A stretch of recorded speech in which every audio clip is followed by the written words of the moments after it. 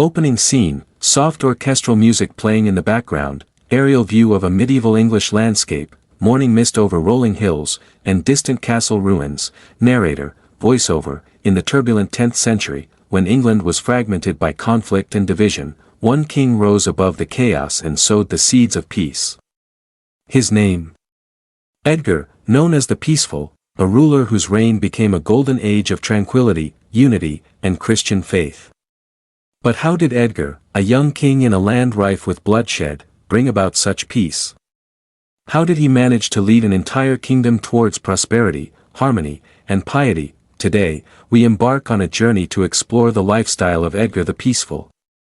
Tracing the story of his reign, his leadership, and the enduring legacy of a king who chose peace over war. Scene transition, a young Edgar riding through the countryside on horseback, slowly zooming into his face, as he gazes into the distance. Narrator, voiceover. Born in 943 AD to King Edmund I and Queen Wulfrun, Edgar's early years were fraught with uncertainty.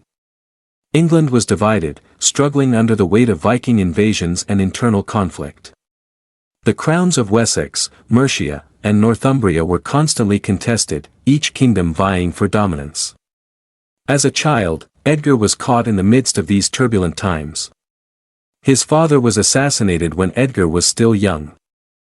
Leaving a kingdom in disarray and a nation yearning for stability. Scene transition, a dimly lit castle hall, Edgar at the throne room. Narrator, voiceover. When Edgar ascended to the throne in 959 AD, he was only 16 years old. His reign began amidst turmoil, yet from the very start, Edgar demonstrated a unique approach to leadership. Instead of following the path of aggressive conquest and territorial expansion, as many of his predecessors had done, Edgar sought a different way. A way of unity, peace, and strategic diplomacy. Though he was young, Edgar quickly won the loyalty of by humility, and his wealth was often directed towards the welfare of his people. He patronized the church not just as a ruler, but as a servant of the divine. It was under his patronage that some of the most beautiful and enduring monasteries were built in England, places where the faithful could gather in prayer, education, and reflection.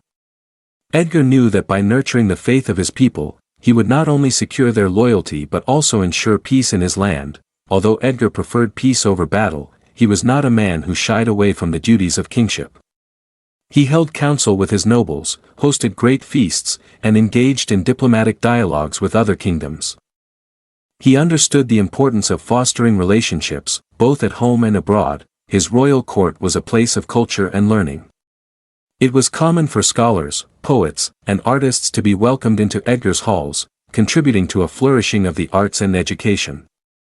Edgar was not just a king in name, he was a symbol of order, wisdom, and serenity. His court was a place where ideas, faith, and knowledge could thrive. One of Edgar's defining qualities was his deep connection with his people. He was not a distant monarch who only resided in the opulence of his court. He walked among the common folk, listening to their concerns, offering help, and ensuring that justice was carried out.